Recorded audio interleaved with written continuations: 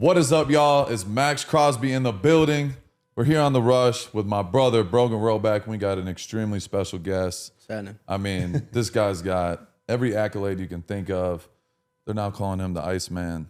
We got Caleb Williams in the building. Welcome to the show, brother. Much love. Much love. Much love. Much love. Come on now. Much love. Hey. It's like 2 a.m. in Vegas type shit. We talk to him real quick. Hey. People want to talk about this, about that. It's almost you have to be numb to all this shit. Yeah. And you know this. You've been in the spotlight since day one. Yeah. Since day one. You do get numb to it. It goes away. Yeah. For some reason, you get so used to it, especially when it gets aggressive. Yeah. When the heat gets extremely aggressive for some no reason, I would say, to be honest. Like even my first year, didn't actually have a bad year, but it was a lot of heat and classified as a bad year because we didn't win, as you've been a part of, where you play good and don't win or whatever, the heat is a little bit more than what you would think it'd be. Yeah, for sure. Yeah, and it's important too. Like we talked about it. I'm going to my 8th year, and you're going into your 3rd. Like you're learning on the fly. There's no way on the fly. There's no sitting. There's no situations nowadays where if you get drafted high or you come in as a good player, you're playing and you're not really learning from anybody. You're learning on the fly. So it's new. And I feel like it's fun, but it's challenging as shit. Yeah, I feel like it's where you come from too, like from a college standpoint, what you're actually taught. Yeah, like because if you're not taught certain things, and then now even in college, like it doesn't matter. I mean, I'm gonna be honest. I don't think it matters. Whatever college it is, true. They're not teaching you what's been taught in the NFL or what you have to know in the NFL to be able to play and play well. So I think that's what like my first year was. It was like, obviously I know how to play ball. I've played in some big games and things like that, and so some of that would come out. But then it's like, there's certain things throughout the game, like you don't need to go take this 16-yard out ball if it's challenging. Like just check it down to the flat guy or the guy over the ball and get 4 or 5 yards and keep us going. And it's a whole thing. So it's some learning curve for sure that comes with it. But especially like with the skill set like you, bro. Honestly, you trust yourself so much. Like that's really the biggest challenge for me is like I know it doesn't matter how close that defender is. I always feel that I can get same thing for you. It doesn't matter how many chips you get, how many. Whatever the fuck, it's like I'm gonna get back there. Or for me, I can get it over this guy or get it past this guy because all the shit that I've worked on over the time. So and that's an everyday battle. Like that's an everyday battle because like what's gotten you to this point is being Superman. Yeah. What's gotten me to my level of wrecking games is I feel like I'm Superman. I don't give a fuck. You throw 3 people at me, bring it. Yeah. You're the same way. You're like, fuck, I can make this play. Even because most guys that's the competitors. Like, okay, most guys are going to just throw this out of bounds. Yeah. No, I'm Caleb Williams. I'm going to make the motherfucker get around the corner and toss it downfield. And because I can do that and I've done it. So it's like sometimes being Superman is taking the play that people aren't expecting you to do. Just check the ball down. Tom Brady was a king of that. Yeah. He didn't go out there and run on, make all these crazy throws all the time, but he's taking the completion, taking the yardage, and doing what he does. So it's like perfecting that is like there's no perfect puzzle in the NFL, and every player is different and built different and wired different. But it's like I'm gonna perfect what I do best, and figuring that out along the way. And like you see it from year 1 to year 2, you made a huge jump. Now it's okay. What's the next step? What's the next jump? Yeah. How can I be better? How can I be considered? Okay. They always say Pat Mahomes. They always say Josh Allen. How can I be in that conversation? That's how I looked at it. I'm like, I need to be in the Miles, TJs. I need to be spoken of when he's talking about the best in the league. That's what I mean. I was thinking about it on the way over here because obviously we didn't go Super Bowl or nothing like that. So always on my mind, especially since it's been 3 weeks or so since we've been playing. It's like we were playing Matthew that last game. He just won MVP. In my mind, and going into it, he was obviously front runner because obviously the season he's had. It's like, how do I, I'm going versus Matt. You know what I mean? Like it's and obviously we're going versus their defense and stuff, but like you're going versus Matt, you go play versus Kyler, you go play versus all these different guys in the league, and it's like you want to go out there and duel them and obviously go out there and be better and prove that, and so and to be able to put your name in those conversations, because that's what you play for. You play to for legacy. You play for being in conversations with people that are also striving for what you're striving for, winning and greatness. So it's a whole thing. Hell yeah. You go into those games and people, try not to, they try to make it, don't worry about all the other stuff. But in my head, I see TJ over there and Miles. I'm like, I gotta be. I don't care what it looks like. It's not me forcing. It's more of like a competitive thing. It's like it puts pressure. It turns me up. It turns me up a little bit more than anything. 100%. I'm glad you say that though, because how many times do people try to ask quarterback like, you versus Tom or you versus Peyton or whatever, and they're always like, it's not me versus them. It's us going out there, and it's like, come on, bro. Yeah, that's what you have to say. But deep down, that's what you gotta say. You gotta say it. But I mean, deep down, you do. I mean, you feel like you want to go out there, and you don't want to go out there and throw 3 picks, and he goes throws 3 touchdowns. Yeah, yeah. And they're like, oh, it's no conversation. No conversation. He's way worse. That's you got to live with that. Yeah, that's not. I feel like it's more so just like that's not a mindset. That's not a mindset that I'm in. That's not a mindset that I'll ever be in, because that's not how I've been throughout my career competitively. So it's worrying about your own lane and you. Yeah. I respect that, because I followed that with you, and so back in the day, not anymore, but I used to train with Spencer Rattler in Arizona, right? Yeah. And he was. I was just watching. Were you? The highlights of that game, to be honest with you, the Texas game. I love it. OU game. Yeah, and I just remember like you coming in, and you could just tell like the confidence you had just in yourself. It didn't matter if it was Spencer or who was there. It didn't matter who was there for me. Exactly. Yeah, it wasn't a. I don't remember who said this, but it might have been Kobe. It wasn't a person that I was going against, that I was fighting against. It was me versus me, and I want to be in a position that I want to be in, and I'm gonna get there, and you're just kind of in a way, like you're kind of in the way kind of thing, and it's nothing personal. It's nothing anything like that for me. It's just I want to get where I want to get, and it really doesn't matter if your own mom's in the way. I swear, right? No, let's be honest. It's facts, though. It is. It's facts. At the end of the day, it's either you or him. Yeah. That's what this whole league is. You want to simplify it to period, point blank. It's not personal. People will take it personal. Yeah. Some people might not like you or hear the media's perspective of it and try to create a division where it's like, listen, this ain't personal. Like, I'm getting what I'm getting, and I'll go to the end of the world to get that shit. Yeah. Like, so that's important. I want to ask you too. You just said it's been 3 weeks since y'all seasons. Season ended. First off, insane season in general. Yeah, it was a good year. Y'all did your thing, especially seeing you take that next step was insane. Yeah. And now you're going into your third off season in the NFL. Yeah. What is your process? Is it the same as it was the year before or your rookie year? Like right when the season ends, are you taking some time off? What are you doing for your body? What is your meal prep? Like what is kind of that process for you? So I'm pretty regimented like throughout the year. Yeah. For about 10 months out of the year, like I'm pretty on it. So I give myself probably 2 months total from the whole off season to be able to just chill, relax. I'll do, just because it's hard for me to like fully get away. Yeah. So I'll do things like I'll do yoga. I'll do I'll go and do small things, play other sports and things like that to stay active, stay moving. But other than that, I take probably 2 weeks of really unhealthy eating, where I just I eat whatever. I eat whatever I want. I do whatever. I stay up. System. What's the cheat meal then? Man, I'm whatever. I'm the same way. Yeah. My cheat meals tonight. I'm whatever. I mean, fried donut, like ice cream. Like I do it all. So I take that little bit of time, but 10 months out of the year, I'm pretty regimented. It's meal prep and chef and things like that. And then it's a bunch of vitamins, a bunch of, hydration, sleeping well. During the season, especially those 6 months or whatever, it's 8 hours at least, sleep and food and, meals and things like that. Everything that, works with my blood type and all these different type of things. And then when I'm off season, I train probably 2 months, a month before we have to go back the first time, and then the 6 weeks that we have in that period is a heavy training session for me, just to be able to.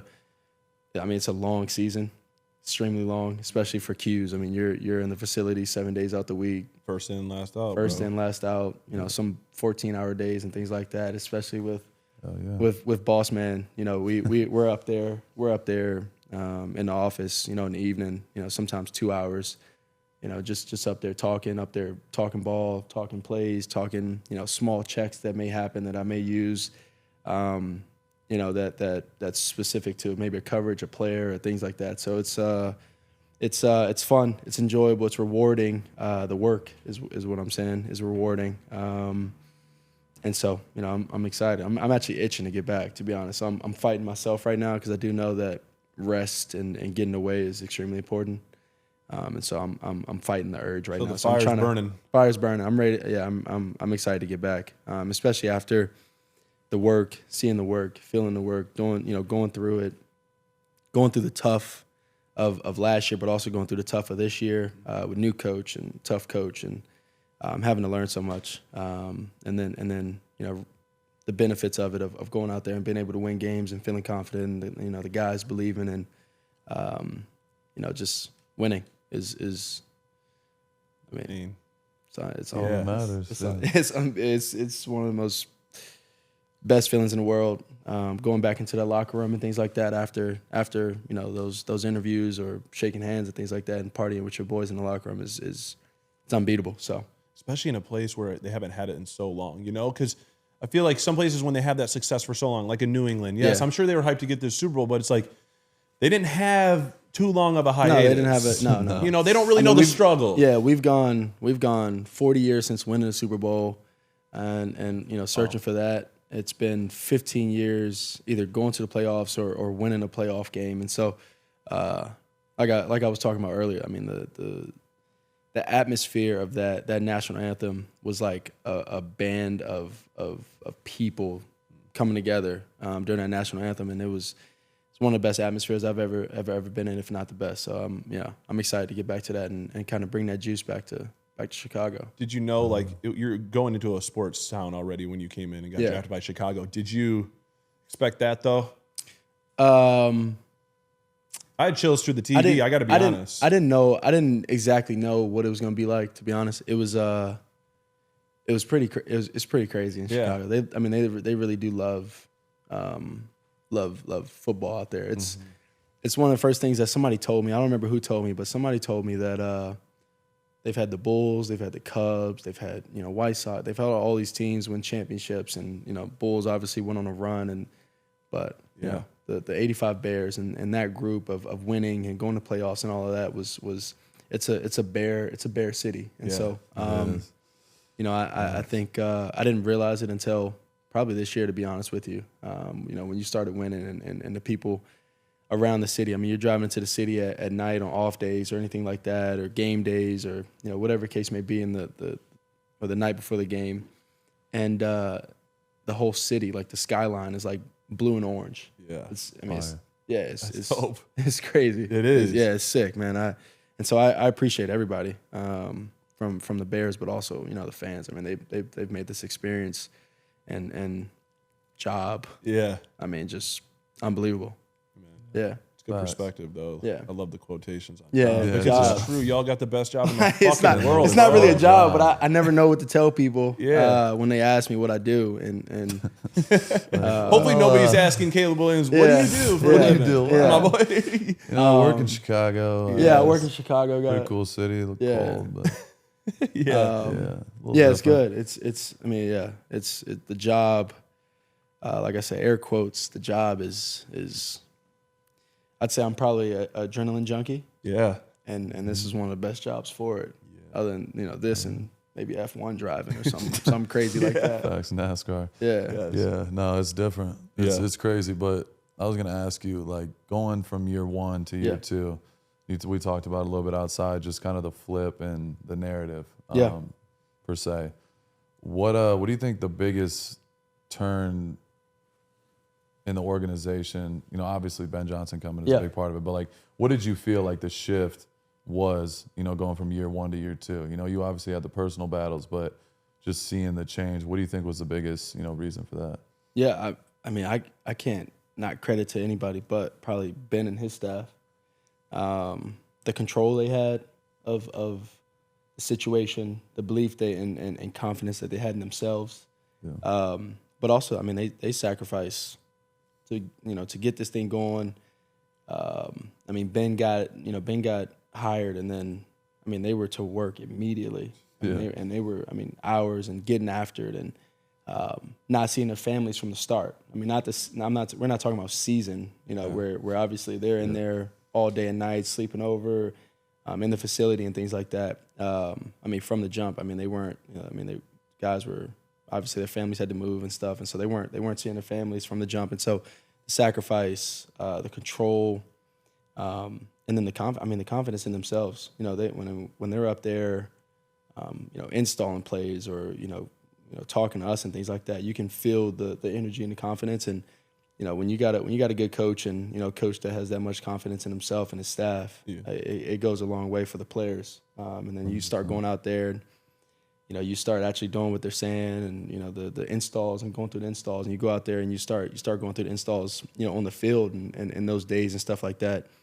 And the small details, the small information that they preach, that they harp on, that that they're so disciplined, that we're so disciplined on, you go out there and it works, and it's like, oh, okay, like, all right, and then you start doing it more and more and more, and then the results start to show, more and more and more, and then I think you get out to game days and you're honestly just doing exactly what you were harping on and preaching on in practice. Yeah, absolutely. Direct translation. That confidence goes. I mean, it's from preparation, bro. Yeah, and it's got to be. I'll be honest with you. I mean, I think the biggest thing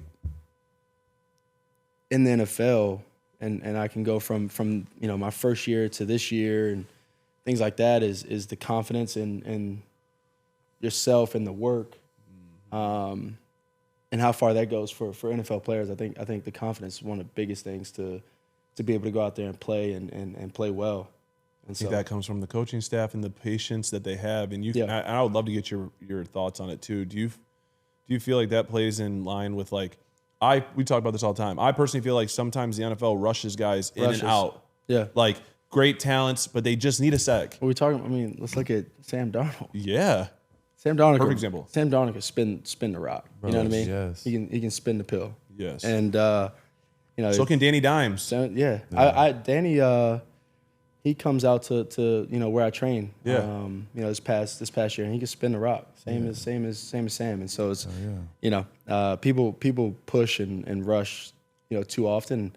I think some of it's come from the social media part of it in the sports analyst world nowadays.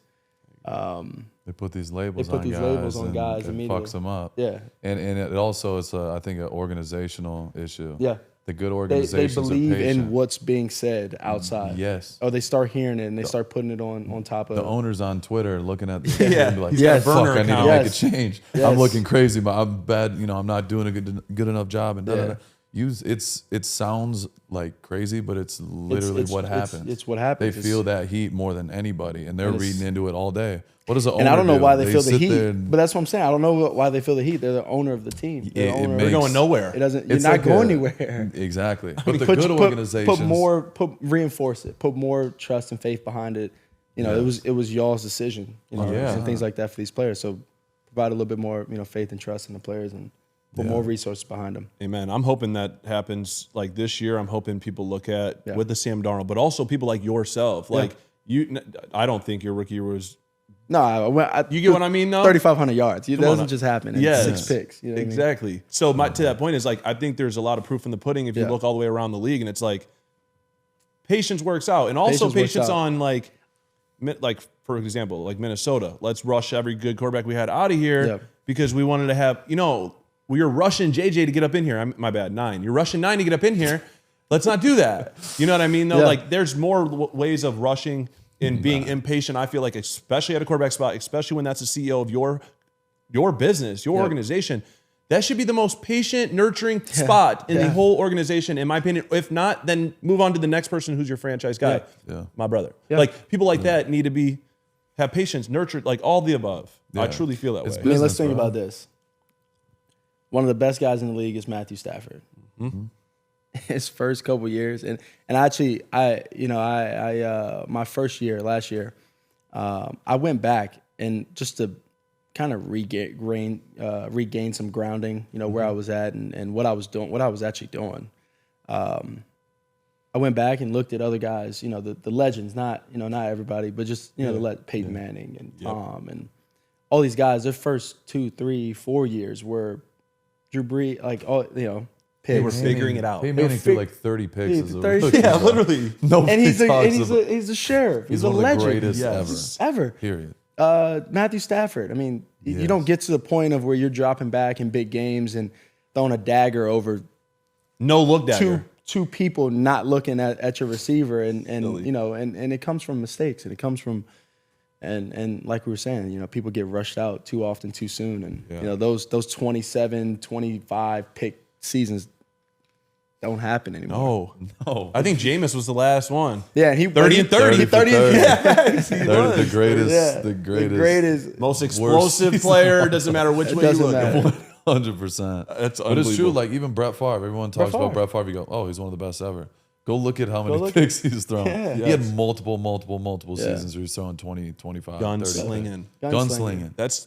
But they let. Gunslinging. Yeah. This is the thing. It's a business. So everyone talks about, the loyalty part. Everyone goes back to that. But it's like loyalty goes both ways. So if you're going to make a business, an investment in something, you would want to give it every resource you could possibly do. You got to water the plant. You got to feed. Okay, if this doesn't work, let's maybe get him a real number one. Yeah. Let's get him a better O-line. Yeah. Joe Tooney. Guys like that. Can we throw a little nugget in here? Joe's might be. He's insane. He might be the greatest. He might be the greatest protector guard. of the year. He might be the greatest guard. Yeah. He's unreal. His resume plus who he's gone against and the games he's been in and I love Joe. He's the best. Bro, he's insane. We actually got the same birthday. There you go. Y'all do? That's funny. That's good. Your protector's got the same day as you. 100%. It's a line. Universe. It's a line. It was meant to be. It's meant to be. That's right. But things like that matter. Yeah. You know what I mean? Is they invested, okay, we're bringing in, Ben Johnson. He's an offensive mind. In Detroit, we had Penei Sewell, we had Taylor Decker, we got great line. This is what we need to do. We need to protect our asset. Let's give him the good old line. Let's get him some more weapons. And you see what happens. And that's what a good organization does, is like, this is the plan. This is how we're going to do it. And you stick to it. And it might not work immediately. Yeah. And you have to be willing to understand you might lose some ground.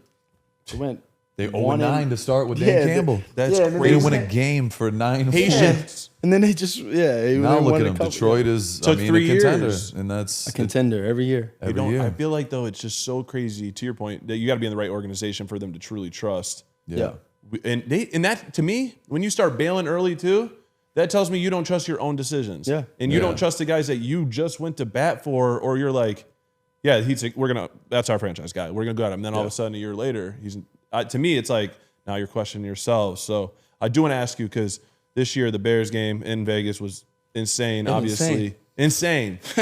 I got to ask you, what's the difference, like with this dude right here, what makes him different from all the other edge rushers in the game, in your opinion? Yeah. I know there's a lot of respect here. No, for sure. We, I mean, as you do for all great, D linemen or really, elite D linemen, you don't want to allow them to wreck the game. So you address them. You try and address them. You try and deal with them throughout the whole game. Everything, whether it's checks, kills, alerts, nudges, chips, and keeping extra guys in, going max protection, putting 2, 3, whatever. And it was frustrating because we would do things and we would run away from him. And he would somehow start outside of the tackle and jump inside of the guard or inside of the tackle and cut him off and go make the, on a wide zone or something like that, go make the tackle, going away from him. I'm gonna be honest, I've never, this is dead honest truth, I've gone back and watched it and stuff. The interception I've never. I mean, he started at the right DN, ended up being, I think, left A gap or something like that, where I was throwing the ball down the hash, and tipped it to himself, and I was like, no. I saw him. I never saw him. I mean, I knew he was on the right side, so I was like, okay, he's gonna be on the right side. Not gonna, obviously, probably be on the left side of the center. And then I saw him while he was jumping up in the air, and I see him tip the ball, and I'm like, no. I've thrown. I think this year, except for maybe this year, at one point I threw more, I think, interceptions to the D lineman than I did to the actual secondary. That's crazy. Yeah. It's so frustrating. But the ball goes in there, and I'm like, no. And I'm like, fuck, I gotta go tackle him. So I'm like running backwards, and I'm trying to provide as much time for everybody else to get over and just get him out of bounds. Yes. And then he ended up running up. I was like, and then I go to sideline. I'm like, yo, how the fuck? Yeah, How the fuck did he start right and get over left? And I'm throwing a seam ball. Yes. Yeah, it was insane. He just, I mean, I would say just, I mean, truly the energy and effort that's required to be provided for him, but also the fact that it, a lot of times when people get chipped or they get a good chip on them, or not speaking about him, a DN, or you send, max protect, or we're running wide zone away from him. Yep. Like, all right, I'm gonna go. If someone cuts back, I'm gonna be there. But it's like, he's getting through the blocks, getting on the other side of the line of scrimmage, and wrecking the game in that way.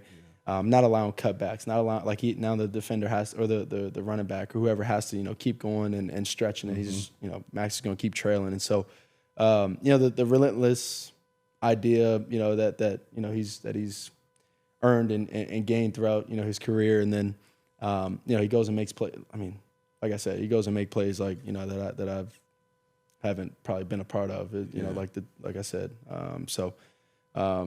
he wrecks the game in that way, and then like I said, the relentless is it's kudos to you and your mindset about that, and we've talked about it. Oh yeah. For sure. Yeah, it's so I always, and I don't. This is dead honest. I don't give many.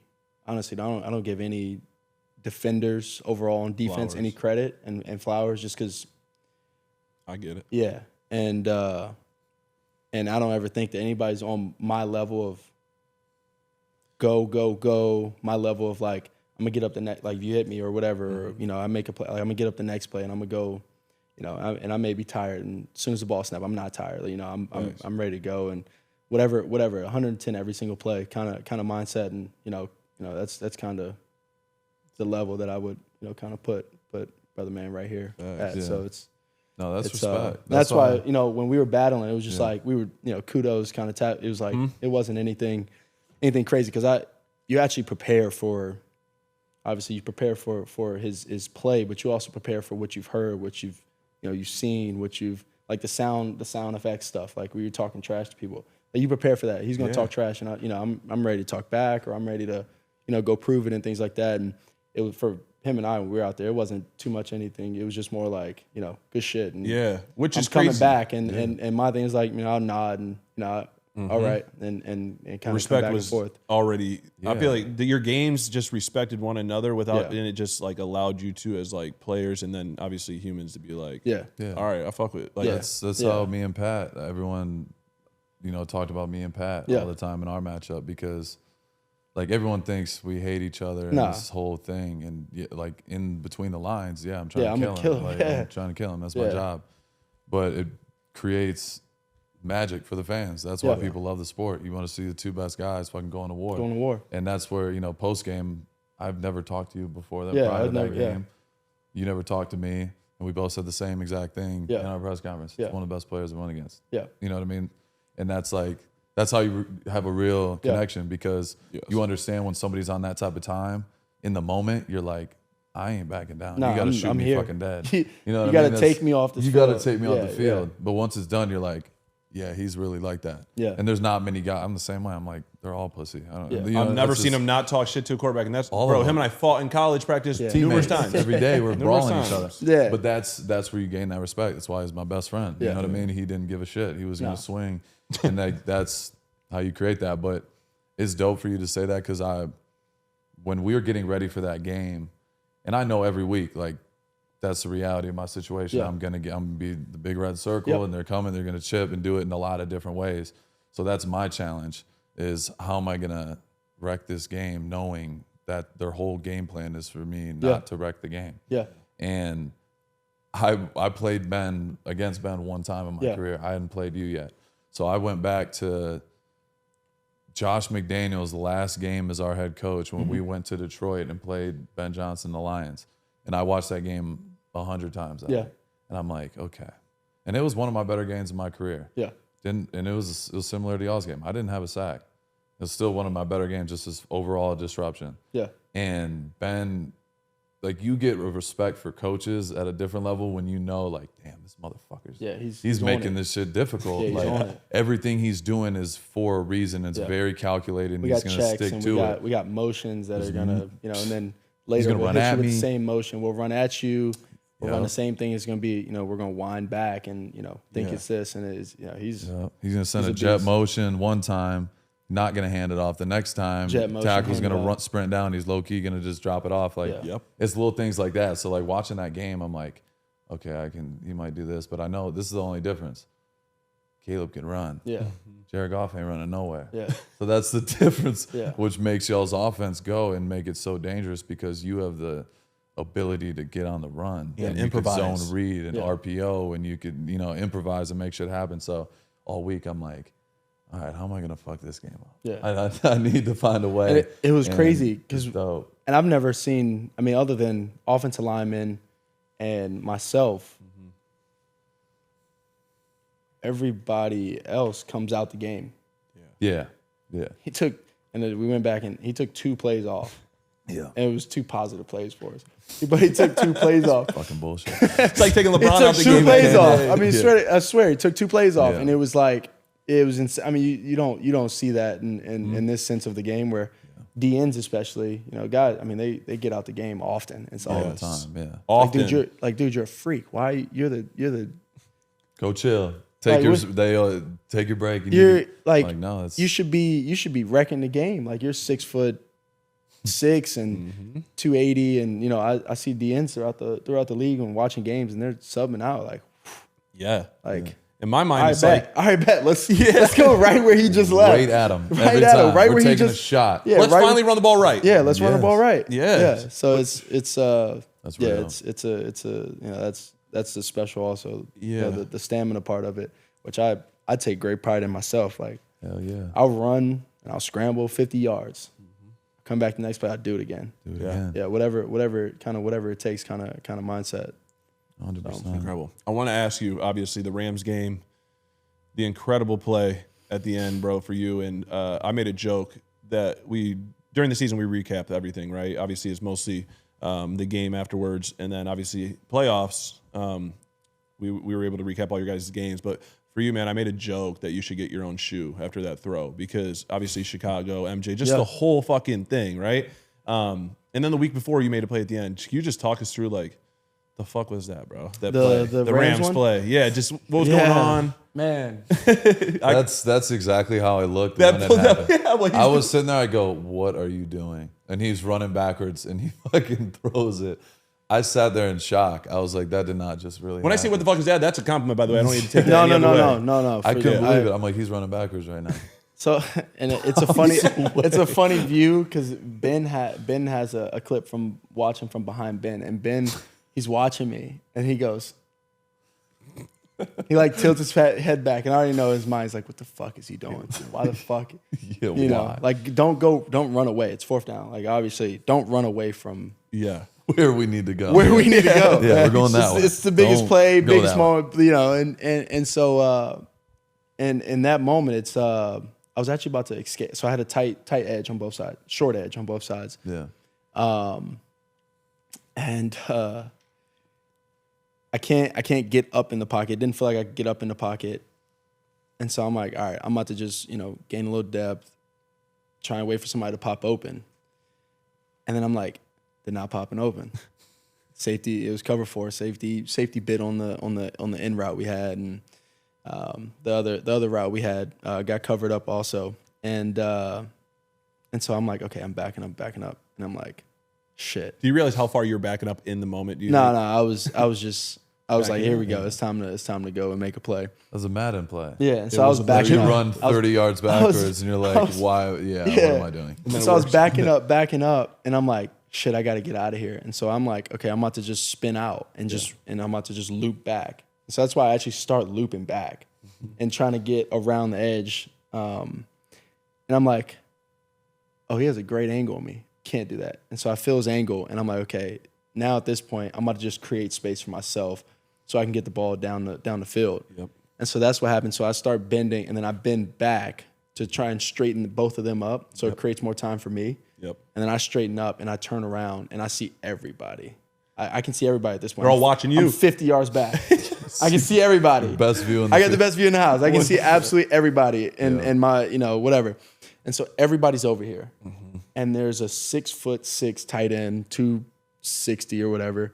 And then there's a shorter cornerback. And I'm like 14 and 85. That was, Cole. So I saw everything.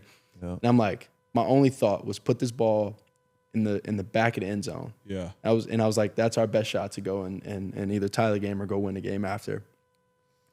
And so that's what I did. I was like, here we go. And I got enough, of my feet planting the ground and put it in the back of the end zone. And it's one of those like, it's like, for instance, it's like throwing a go ball. Like, he's even with him. Like give him the best ball that you can, high in front of him, and let him go make a play. And so that was kind of the thought. But in those moments, a lot of times when I'm scrambling, there's no thought. Like I'm right at the end of the moment, right before I threw it, was like that was the last thing I wasn't thinking anything until that moment. It's like, all right, put it high in we call high back five. Yep. Yep.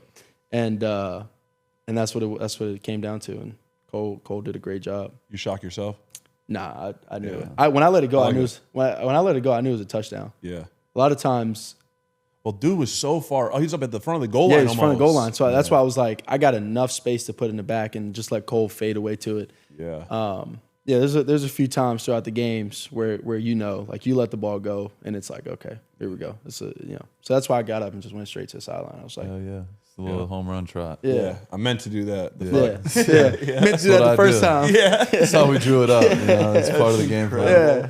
That's awesome. What's up, guys? If you're already deep into crypto and thinking about security, you know the game. Buy it, then don't leave it hanging on some exchange or hot wallet where it can get jacked. MoonPay makes the buy part seamless, fast, secure, tons of ways to pay like Apple Pay, Venmo, PayPal, cards, whatever you've got on you, you can do. Smooth as hell, no weird steps, and you're holding real assets quick. Then you move it over to their partner's ledger to actually own it. Ledger's hardware is no joke, guys. Secure element chip, touchscreen for clear signing, everything offline until you approve, and they flag anything shady before you even think about confirming. Support thousands of coins, swap, stake, earn rewards, even spend crypto with their card. The best way to look at it, guys, is it's control without the paranoia. So grab what you guys need through MoonPay, secure it immediately with your Ledger keys, and sleep better knowing that your crypto is yours. MoonPay and Ledger, secure what you buy, okay? We all know crypto is volatile, right? So do your own research. Only risk what you can't afford to lose. Rewards are not guaranteed. Neither Ledge nor MoonPay provide financial advice or recommendations. So trade responsibly, Condor Cartel. And I'm typically a quieter guy. I'm chill and I don't say much. And I off season and stuff, I stay out of media and stay out of that because that's every day for me for 6 months. And so. People hate the unknown. People hate not knowing, and I love it. Yeah, put it off that way. Yeah, it's way better. Guessing. With your chill vibe, like you're just explaining about yourself, when you take that into a locker room, for example, and I feel like I already know the answer, but I'm curious what you're going to say. How does that transfer? Like, do you have to be more self-aware and be like, all right, maybe I need to bring a little more juice today? I'm fiery. I'm fiery. Especially my thing is and I've done it my whole career. High school, I didn't, I came in, I had 2 junior QBs ahead of me. And it's like work. You work first, you earn the respect of the work, you earn the respect of winning. Period. And then you could be fiery. Then you could have the juice. college, I did the same thing. I had a dude in front of me, came in, work, put my head down. I'll die trying to, prove that who and what I am, and how I work. And came here, didn't have the best year, and winning and things like that. But put my head down, working, trying to figure it all out. And then, when you get comfortable, when you figure it out, when you earn the trust of your guys, then the fire part comes out. And so I think that started to show up a little bit towards the end, but I'm more of a fiery type of guy when things are right. And so, I think that part of it started showing up, and, towards the end of the year for us and for me.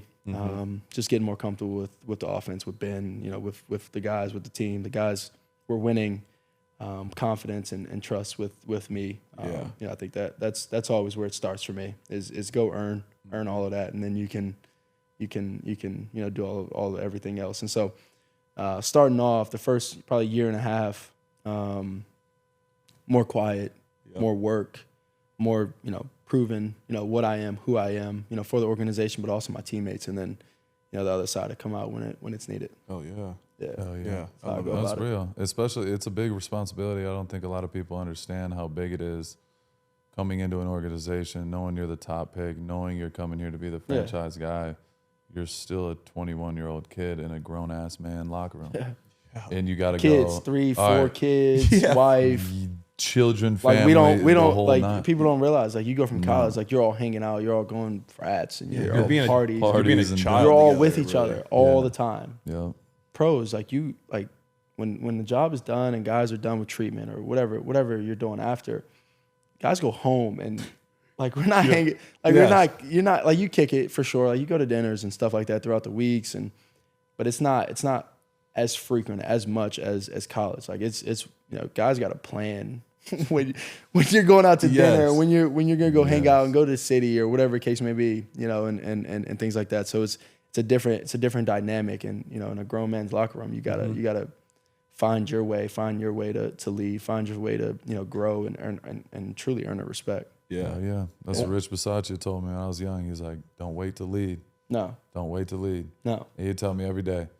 He's like, stop. He's like, don't hold back. No. He goes, these motherfuckers ain't like you. No. He'd say it to me all the time. Whether it is I'm young. I'm like, what do you mean by that? He's like, don't wait to lead. Yeah. You're the guy. Yeah. If the longer you wait, longer we're gonna wait to win. Yeah. Go fucking lead. Yeah. And I always stuck with me. I tell Ashton Genty that all the time. Like, don't wait, bro. Don't wait. You're the man. Yeah. Go work. Guys, they know. And it's different ways to prove it. It's different 100%. Ways to to lead. And don't be the loud guy and then not work. If you're the guy that's working, that's one of the worst trait on the planet. I can't be around people like that. I hate it. I can't even hide it. Yeah. But that's the thing. But it's reverse. Like, when your actions, they're gonna speak louder than anything. Yeah. Then your personality starts coming out. You coming out of your bubble. You just be yourself. And the guys know what you're actually about. Yeah. You don't have to try to, man, watch me. I'm doing da da da da da. But then you go on the field and you're getting your ass whooped. It's like, this dude's fucking full of shit. And then your credibility's gone like that, and immediately you can't get that back. Yeah. So once your bark's louder than what you're about to bring to the table is crazy. It's a wrap. You put yourself in a hole. And you gotta. It never fails. You have to work, and then you have to go out. You gotta make plays. You have to. You have to make plays. Like, guys on Sundays. On Sundays, that's guys, the ultimate way to get guys won't follow. respect you if you don't go make plays. You gotta be that guy. Like all even the if time. you're a hard worker, even if you could be the hardest worker, you gotta make. But you plays. have to make plays. Yes, you have to go out there and make plays to earn that. And, and then on top of that, winning helps. Yeah. And obviously winning is full team, but if you can find a way to help the winning and push push that envelope, it also helps. So it's you got to go make plays on Sunday. It's funny. Dudes will try to work out with you in the off season, then they give it about 2 weeks or 3 weeks, and then they just don't start showing up on time, or like. And then he's always like, because I'm with him all the time. He's like, yeah, nope, he's done. He's out. He can't hack it. And I'm like, really? That was quick. He's like, they don't fucking show up anymore. Like that, things like that. For him specifically, I can speak of. It's like, if you're going to talk, you're going to be here, you're going to front and tell everyone, I'm up there working out with Maxx in the morning every morning. And then that all of a sudden drops off. Respect goes with it. Yeah. Absolutely. We're not waiting for you got to be on that. Yeah. You know what I mean? If you're trying to be that guy, it's for sure. It's point blank period. Like, you know what I mean? It's in this game. It's every little detail matters. And If you show me you're not serious, then I'm not going to take you serious. Yeah. True. It is what it is. Like, that's the hard part of the game. We're in this to win it. We can all be cool and friends and kumbaya.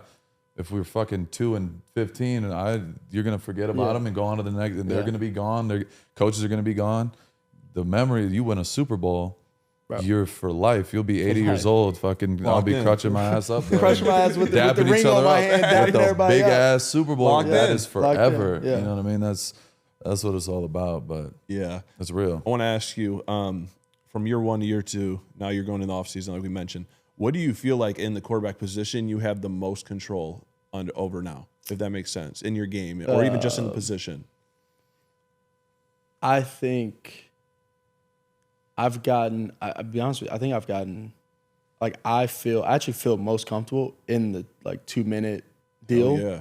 Because it's like, that's like, I mean, that's also where you win games, but it's like, like the time, like the clock situation, the clock and the situations, the rules and all of that, and then how to actually play in those situations. Like, you'll see me a lot of times when it comes down to like the fourth quarter, especially, but like towards the end of the fourth quarter, I throw the ball away. And even if we get down to, and I want to get, a little bit better with that throughout the first 3, but like I'll throw the ball away for 3 downs. Yep. You know what I mean? Like, or 2 downs. Let's say that, like, we'll have a positive first play. And then I'll throw the ball away for the next 2, because it's not there. We're not forcing it. It's like, all right, here we go. Now it's, now you got to go get this last one. But, it's being able to play that game and then, just taking what they give you in those situations. I think I've gotten really good at that. And then, feeling and knowing when to take that chunk and when we have to and when I have to run and when I have to do certain things. And so, just the feel and timing of the 2-minute and honestly probably the last 6 to 4 minutes of the game. Yeah. That feel to be able to know when it's time and things like that. And that's the same for you when you're out there. It's like 3rd down and it's like game's on the line. Like, money here we down, go, bro. Yeah, it's like it's a different vibe. It's a different feel that certain players do and don't get or feel. And being able to feel the moment and when it's time, like when it actually is time that you can go win the game or wreck the game in his case and end it. And so I've gotten a good feel for that. And then, grasping, like Ben's offense is it's a lot. And so, just the ample amount of time that I spent with him, the ample amount of time that I spent on his offense and being able to grasp it to the point where, I when he starts calling a play, like I'm getting better with, as soon as he starts calling a play, it's like, okay, I got that. And if it's, the kill or whatever case is coming with. And so just continuing to get better with that and kind of just his mind, and transferring his mind to mine and just being the same wavelength for years to come. And so I think we've got a good start with that, but did it take y'all a minute to get on the same page? Like, yeah. He's a unique cat. He is. From the outside in, you can tell. Love him to death, man. But he's a unique cat in the sense of he's like a mad scientist that doesn't speak like what he's thinking, and so you're sitting there like, and from my position, because he's my coach and whatever, and we're gonna be here and all that. You try and figure him out, and I've gotten a lot better with it over time now. All the meetings, seeing his family and how he is and things like that, and understanding, when are the areas that you can joke, when are the areas that, it's business time, when are the areas that, and figuring out, his humor and figuring out, because he's he'll crack jokes, but they'll be like you think he's dead ass serious, and so you don't laugh, and then he'll he'll say like, it was a joke, like y'all can laugh, because he's always so serious. And so our relationship has been fun to build and grow, and it's gonna be fun for these next couple of years, because I told Maxx this. I was like, he's like us, like he wants to whoop everybody's ass. Yes. Yeah. And he's like a player in a sense, because he's like he's out there, and obviously he knows he's not out there. He knows that he always tells me, he's like, players make coaches, and players are everything. More than scheme, more than anything. And so I think he does a good job with like adapting to his players, but. He is like a player. Like he wants to whoop everybody's ass. Yeah. Cutthroat. Every coach, cut their heads off. Every defense, and for me, I love it because that's. You're on the I feel the same way. I'm on the same wavelength. I'm on the same vibe. Like I want to go out there. I want to, whether it's we got a good defense, good special team. Like that doesn't, like I want that and whatever. Yeah. I can't control those things. That's not me. But when we go out there, I want to put up 50. If it's a shootout, it's a shootout. If it's a blowout, it's a blowout. Like whatever. That's on all of us as a team to do. But going out there and putting up 50, being the best offense to ever touch the grass is kind of the mindset. That's dope, bro. So we've talked a lot about scheme and talked about the coaching, talked about some of the games from this past year. But for you personally, in your game, like what's that next step? Like what do you think it is that you right now that you're like, I could be better at this. I need to take that next step to be in that that conversation. Like we talked about the, top of the top. Yeah, I got like 3 things that just off of this year, just either watching other guys like Matthew or anything like that. Like, one is, completing more passes. That was whether it was drops or whether I was throwing it out or actually. I had a bunch of throwouts and I throwing the ball out of bounds and I had some drops and things like that. But maybe some helping them out more more easy catches. Getting drives going, starting drives. Keeping us on the field more often. That's one of them. Another one is handling more just overall. Second year in the league. This past year did more than I did my first year between checks and hand signals and things like that. Yeah. Just getting more into that world, diving more into that, and handling more protection, handling more. And I have a beast of a center. Yeah. I mean, he's Dahlman. Dahlman's insane. Yeah, he's a beast. Bro. Yeah, he's a beast. Like he's supremely smart. Really stout. Center and things like that. I mean, he's unbelievable. But just helping him more, building that bond, that belief and trust between us. And, what we're seeing is same thing from Ben to me to Drew is, seeing eye to eye and, probably having more meetings with him, throughout the weeks and things like that. And then the last one is I really want to become the greatest offense this year. So that's really on my mind. Being able to find ways to put up points every single time we're out there. And so honestly, just whatever that comes down to. And I think that starts with the first 2 of what I said is getting these completions, starting drives, getting drives going, and then helping with protection or making sure that delivering some easy what we call runner balls. Yep. Is and getting these drives going and scoring and I think the average was 38.5 or something like that of Denver. At Peyton year we had 50 touchdowns. Yeah. Yeah. So Julius going for Thomas, Marius go for I think it's 39. Yeah. Is the number, average score. And so That's silly. Really. What we're going for. Yeah. I love that. Yeah. Well, it's crazy, man. I feel like you would be able to speak on this so much better, obviously, but I feel like the defense, the level of defense this year specifically was super high, in the NFL. Like last year and the year before, it started trending in the way where they're like, I play versus Seahawks. Whatever. I played versus Seahawks my first year, and I was like, oh, this is a good defense. Mm-hmm. And obviously they were a awesome defense this year, and Patriots and all these Denver and all these different teams defensively have stepped up, and all the different disguises, all the different blitzes, whether it's they're blitzing after the snap, they're changing a bunch of different looks, and I'm that part of it makes me exciting because it's excited because it's like it's a chance to prove how much better I've gotten and we've gotten, being able to handle all that.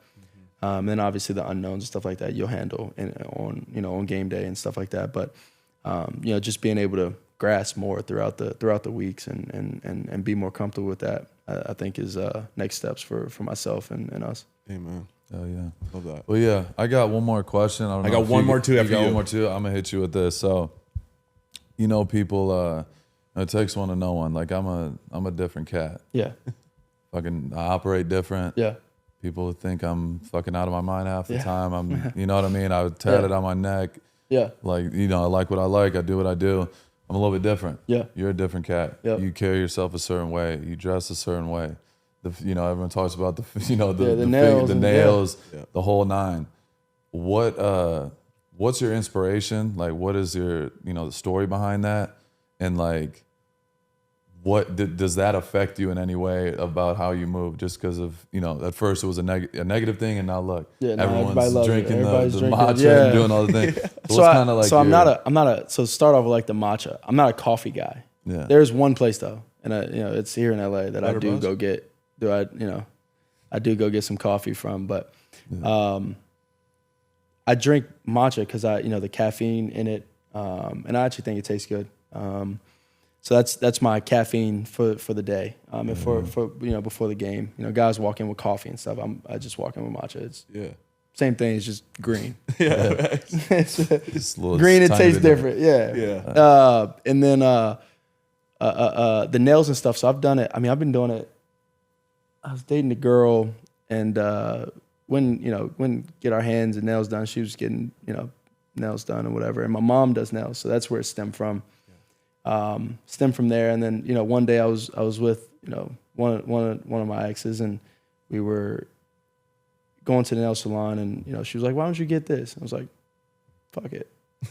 Why not? Fuck it. I know who I am. I know what I like. I know. Yeah. And so I did it, and then ended up becoming 3 nails, 4 nails, 5, 6, and I ended up just doing it. And at a certain point, I was actually doing it. I was doing it, because you can't write stuff on your tape, and you can't do all that stuff.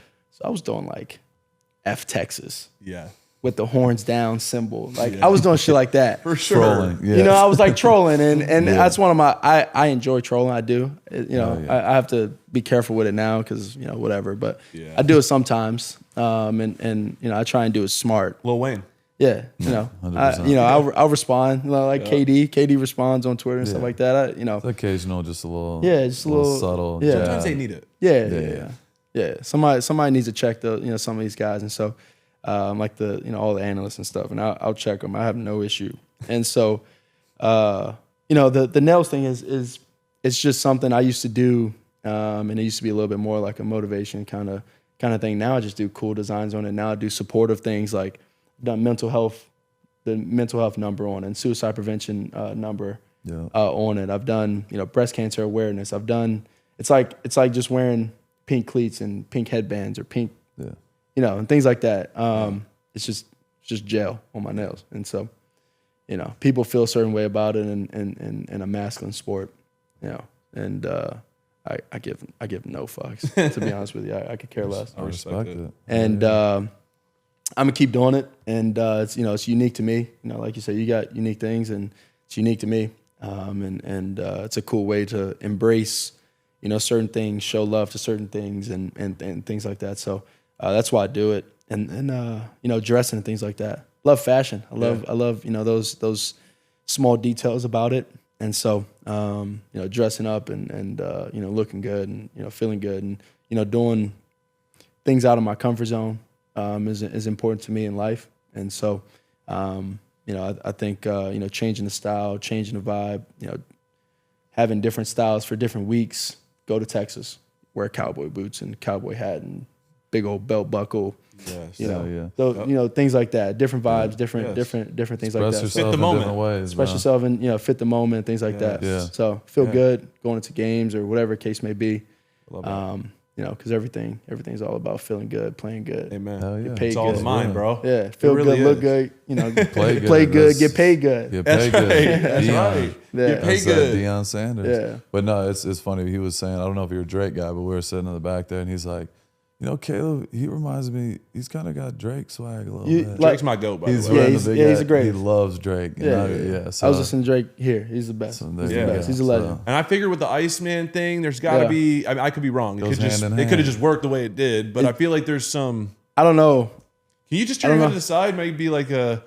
What's the album again? Nothing was the same. You might have it. We don't know. In the background. 100%. No, he's the GOAT. By the way, he's a GOAT. Aubrey, saying that so much. We were having that argument yesterday. Yeah, it's something we can agree on. Absolutely not. No slander. No slander. No, he's got He's got the stats. He's got the views. He has everything. See, so we were on par. Well, This is a big moment. Yeah. Perfect. Every group has someone who insists on doing things the hard way. Normally that's me. That friend that's still paying for a subscription they forgot that they had. The one refusing to update their phone because it still works. And now, the one who's still somehow overpaying for wireless in 2026. Mint Mobile is here to help with the last one at least. Let's stop paying too much just because that's how it's always been. You get the premium wireless you expect. Unlimited talk, text, and data without the inflated price tag. So for a limited time, guys, get 50% off 3, 6, and 12-month plans of unlimited premium wireless. Bring your own phone and number, activate your eSIM in minutes, and start saving right away.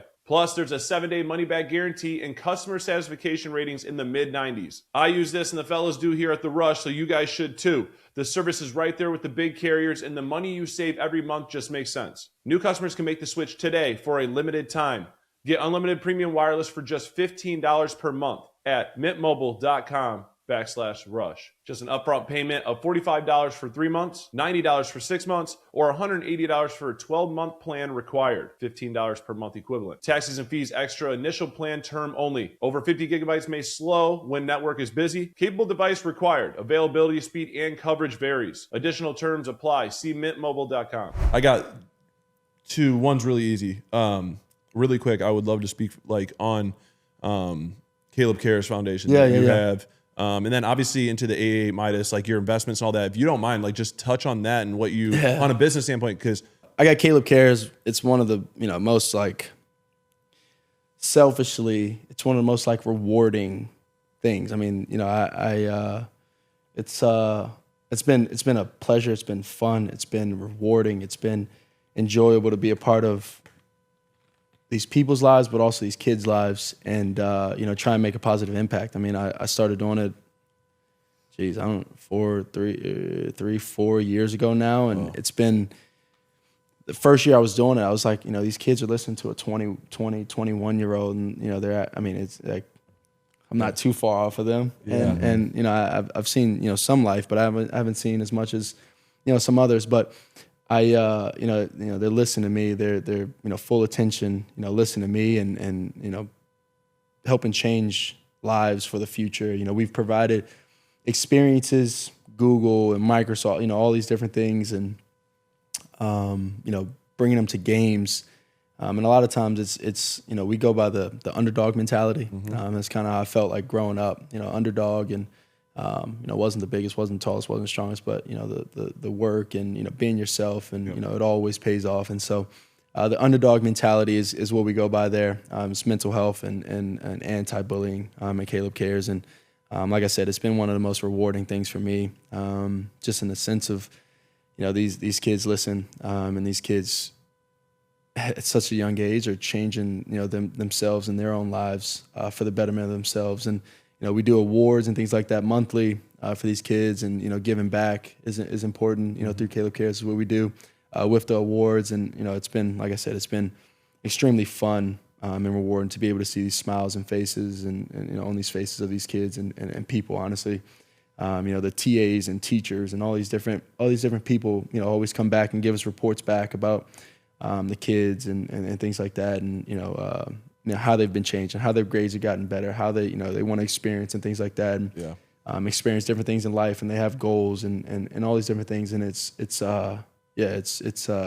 really cool to be a part of. And so I'm going to keep that going. Going to try to keep growing that nationwide, but also international if we can at some point in the later years and things like that. And then 888. It's an investment fund with a couple of my partners / friends, and they're my friends, and they're also they're my guys, but they're also mentors to me because they're all, they have successful business outside of our investment fund, and it's been really cool to learn and gain the wisdom from them. I mean, we have all the way up to our guy. I don't know exactly how old, he's like 70 or 80. Our guy Lou, to some of our other partners, some of my other partners that are around their 40, 50-year-old range and things like that. And they're extremely wise for me. They've got a bunch of different businesses they're in, successful businesses that they've brought me into and help me learn. And then the 888 side of it, it's been really fun.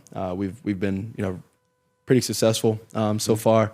It's all of our own money and things like that we're investing in right now, just to be able to show that we're in it, just as much as anybody that we're going to bring in to invest with us, with these other brands and big brands and things like that. And we've hit on some of these good ones, and so it's been enjoyable. I got a couple other things in the works coming up soon.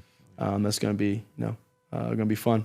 It's fire, bro. Yeah, that's fire. No, it's awesome to see, especially a young guy, like you, like getting into it early. For me, I started after I got my first deal. I didn't come in the league with money. I was on that 480. Yeah. That rookie deal, 4th round. It wasn't. We weren't playing with much ammo, but you know what I mean. Once I got my first, extension, that was something that I got really into. And franchising and real estate, and I've owned land around the country. I got commercial real estate on the West Coast, and I own 21 Papa John's, and shit like that. It's like stuff I would never, like, no offense and no disrespect to any college students. I appreciate the grind and all that. At that time, I was just trying to get to the league. I was trying to find that's a way to get that's to all the it was for me. And I've learned more in the last 3 years, like more than I've ever learned. Just that's my point. The degree that have never stopped either one of you, and I think that's super dope. Never stop, but also, you get into this world and you realize the paper does not make you. It doesn't necessarily matter, especially in the line of work that we're in. We can meet so many great people. I was at an event last night and I met some amazing people, and just networking. I think that's the biggest thing. If you can't, even with the paper or without the paper, if you can't network, if you can't build the relationships is the biggest thing, and how you get through things, how you learn, how you gain new access to new things. And so I learned that at a young age from my dad. He's in real estate, and he's always networking, he's always relationship building. And so learning that from him, and then taking my own strides with it nowadays it's been rewarding, it's been helpful, and then it's paid off. That's dope, bro. Yeah. Hell yeah. Well, we're gonna let you get out of here, but we appreciate you taking the time. Absolutely. Appreciate y'all. Just to be open and honest, bro. Like we talked about it earlier, but respect at a different level, bro. You're one of those guys for sure, and you're just getting started. Yep. I don't even know you understand yet how good you can be. Yeah. And that's the scariest part. Yeah. You know what I mean? Just keep that mindset, keep doing what you're doing. We're locked in. Absolutely. Forever. So keep doing your thing, bro. You need me, hit me at any time. It goes vice versa. We appreciate you coming on the pod. Much love. Keep doing your thing. Keep fucking dominating, man. This is The Rush. Caleb Williams in the building. My brother, Brogan Rollback. We're out of here. Peace and love. Peace.